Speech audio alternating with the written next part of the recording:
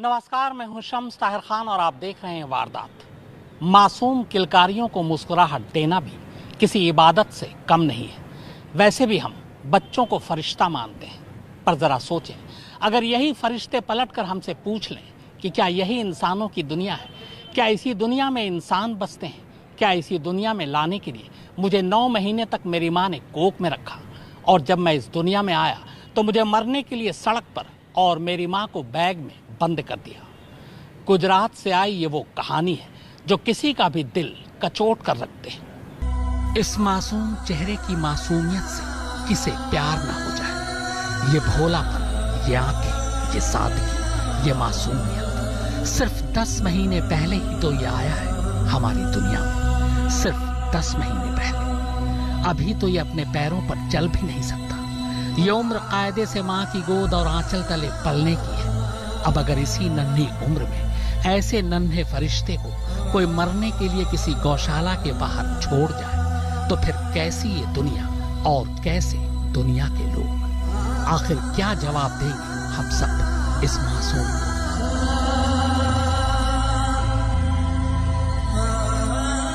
अफसोस की ये कहानी सिर्फ इस मासूम तक ही नहीं है। इस मासूम किलकारी के पहले की कहानी इससे भी कहीं ज्यादा दिल को कचोट देने वाली है। सैकड़ों हजारों की आंखें नम कर देने वाली इस कहानी की शुरुआत 8 अक्टूबर की दोपहर से होती है, लेकिन हम कहानी शुरू करेंगे 8 अक्टूबर की रात 9:20 से।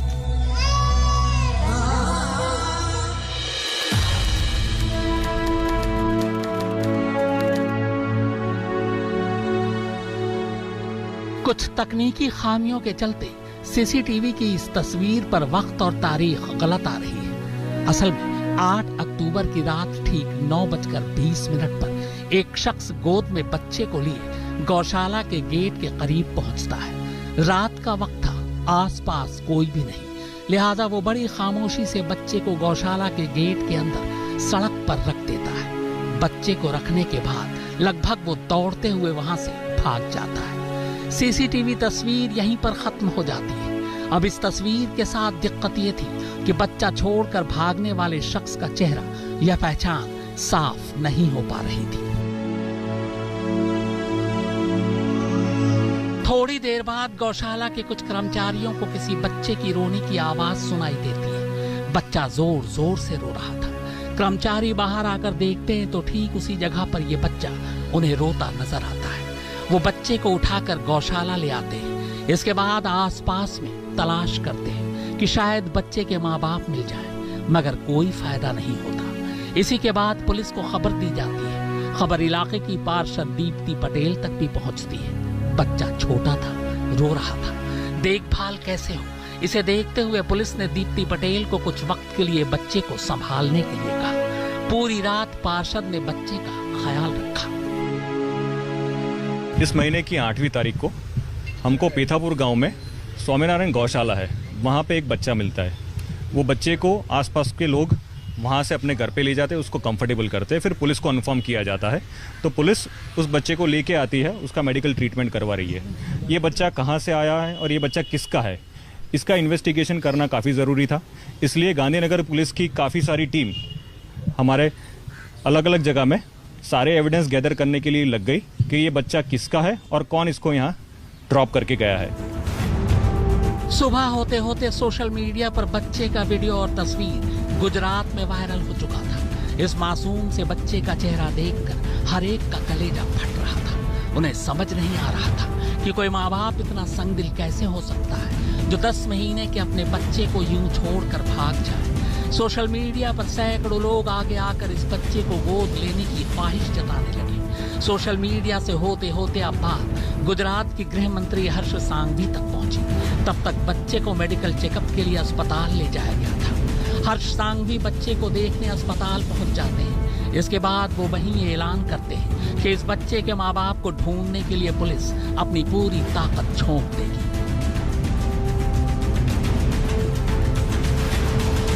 गृह मंत्री के हुक्म पर गांधीनगर पुलिस के करीब 85 पुलिस वालों की 14 अलग अलग टीमें बनाई जाती हैं। इन सभी टीम का एक ही मिशन था, बच्चे के माँ बाप को ढूंढना। पुलिस सबसे पहले गौशाला के आसपास की सीसीटीवी फुटेज को खंगालती है। गौशाला की ये तस्वीरें तो मिलती हैं, पर बच्चे को छोड़कर भागने वाले की पहचान नहीं हो पाती।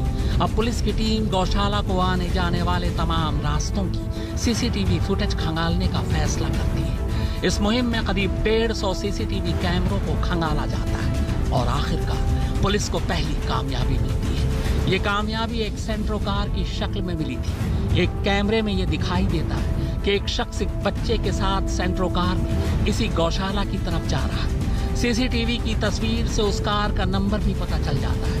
कार नंबर सामने आते ही पुलिस कार के रजिस्ट्रेशन नंबर से उसके मालिक का पता लगाती है और तब पहली बार एक नाम सामने आता है, सचिन दीक्षित।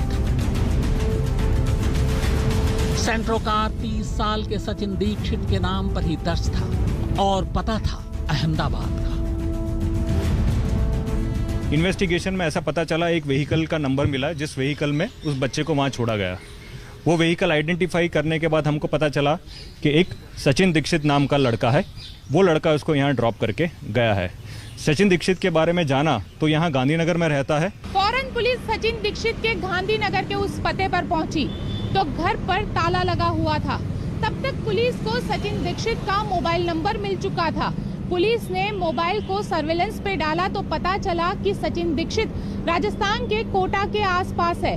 पुलिस ने उसे फोन किया और बच्चे के बारे में जानकारी दी तो सचिन ने भी माना कि हाँ, ये बच्चा उसका है और उसका नाम शिवांश है।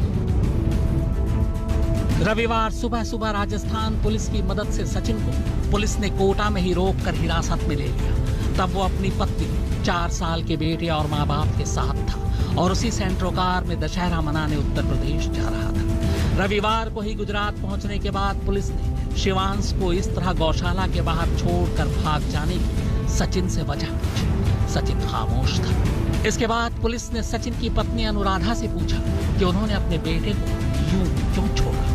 अनुराधा हैरान थी।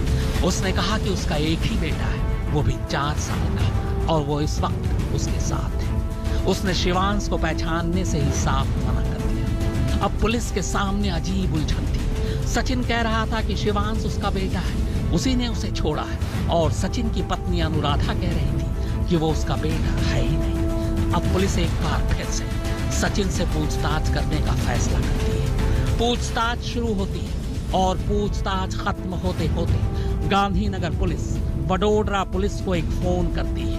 एक घर का पता बताती है। उस घर के किचन में जाने को कहती है और किचन में रखे एक बैग को खोलकर उसकी तलाशी लेने को कहती है। इतला मिलते ही वडोदरा पुलिस की एक टीम दर्शन ओवरसीज सोसाइटी पहुंचती है। घर में कोई नहीं था। ताला तोड़कर पुलिस अंदर दाखिल होती है। सीधे किचन में जाती है। किचन में सचमुच एक बैग था। बैग खोलते ही पुलिस वालों के होश उड़ जाते हैं। बैग के अंदर एक महिला की लाश थी। लाश से तेज बदबू आ रही थी। यह खबर अब वडोदरा पुलिस वापस गांधीनगर पुलिस को देती है। अब सचिन से फिर से पूछताछ शुरू होती है। इसके बाद सचिन बोलना शुरू करता है। अहमदाबाद से गोपी गांगर के साथ दिग्विजय पाठक, वडोदरा, आज तक। अब सचिन बोलेगा और इसके बाद कहानी का वो क्लाइमेक्स जो किसी को भी झकझोर कर रख दे। पूरी कहानी इस ब्रेक के बाद आप देखते रहिए वारदात। सचिन ने बोलना शुरू किया और कहानी का सिरा खुलता चला गया। सचिन के सीने में पिछले 3 सालों से ऐसे ऐसे राज दफन थे कि उसकी पत्नी तक को इसकी भनक नहीं थी। आखिर गांधीनगर से दूर वडोदरा में उस बैग में किसकी लाश थी? उस लाश की खबर सचिन को कैसे लगी? तो कहानी की शुरुआत 8 अक्टूबर की रात से नहीं बल्कि 8 अक्टूबर की दोपहर से शुरू होती है।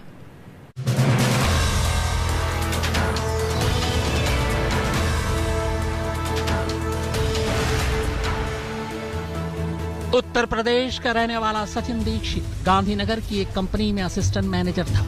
करीब 4 साल पहले घर वालों की मर्जी से अनुराधा के साथ उसकी शादी हुई थी। दोनों का 3 साल का एक बेटा भी है। 2018 में एक शोरूम में सचिन की मुलाकात मेहंदी उर्फ हिना नाम की एक लड़की से होती है। हिना इसी शोरूम में काम करती थी दोनों में दोस्ती होती है और फिर प्यार। वक्त बीतता है, सचिन का ट्रांसफर वडोदरा हो जाता है। वडोदरा में ही सचिन दर्शनम ओवरसीज सोसाइटी में एक फ्लैट किराए पर लेता है। मेहंदी भी वडोदरा आ जाती है। दोनों फ्लैट में अब एक साथ लिव इन में रहने लगते हैं। सचिन हफ्ते में 5 दिन वडोदरा में मेहंदी के साथ रहता और वीकेंड पर अहमदाबाद आ जाता अपने परिवार के पास। दिसंबर 2020 में मेहंदी एक बेटे को जन्म देती है जिसका नाम शिवांश रखा। हालांकि दोनों ने अभी शादी नहीं की थी। शादी को लेकर मेहंदी अक्सर सचिन पर दबाव बनाया करती थी। सचिन टालता रहता था। गुजरात आने के बाद उसने धीरे धीरे सारी चीज रिवील करना शुरू किया, जो काफी शॉकिंग था। उसने ये रिवील किया कि उसका एक लेडी, मेहंदी नाम की लेडी के साथ उसका रिलेशनशिप था और मेहंदी के साथ उसको ये बच्चा हुआ था। और बच्चा होने के बाद ये लोग दोनों बड़ौदा में पिछले 2 महीने से एक फ्लैट में रहते थे।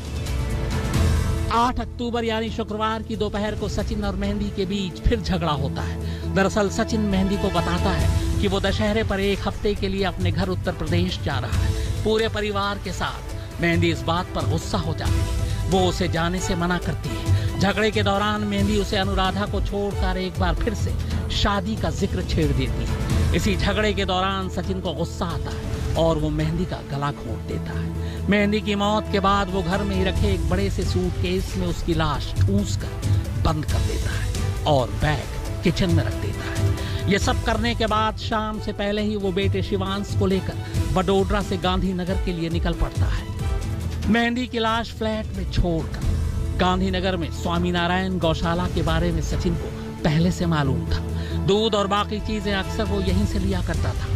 इसलिए 8 अक्टूबर की रात इसी गौशाला के अंदर ये सोचकर शिवांश को छोड़ गया कि कोई उसे पाल लेगा। नेचुरल है कि ये बच्चा सेकंड गर्लफ्रेंड से हुआ था, वाइफ नहीं थी उसकी, इसलिए घर पे बताना दोनों के लिए शायद मुमकिन नहीं था। लेकिन लड़की के मौसी है, उसको तो पता था।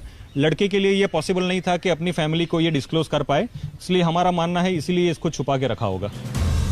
मेहंदी उर्फिना भोपाल की रहने वाली थी। माँ बाप का तलाक हो चुका है, दोनों अलग रहते हैं। मेहंदी की मौसी ने पुलिस को बताया कि 10 महीने पहले मेहंदी ने एक बेटे को जन्म दिया था। उधर पुलिस का कहना है कि सचिन की पत्नी अनुराधा या उसके घर वालों को मेहंदी या उसके बेटे के बारे में कोई जानकारी नहीं थी। माँ अब इस दुनिया में नहीं है और बाप वो जेल की सलाखें अपने पास रखेगी।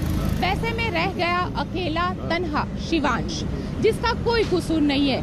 इस उम्र में उसे हर जख्म को सहना पड़ेगा।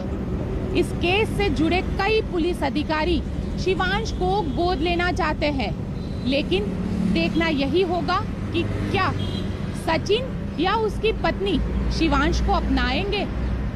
वडोदरा में दिग्विजय पाठक के साथ गोपी घांगर, गांधीनगर, आज तक। तो वारदात में फिलहाल इतना ही, मगर आज तक पर खबरों का सिलसिला लगातार जारी है।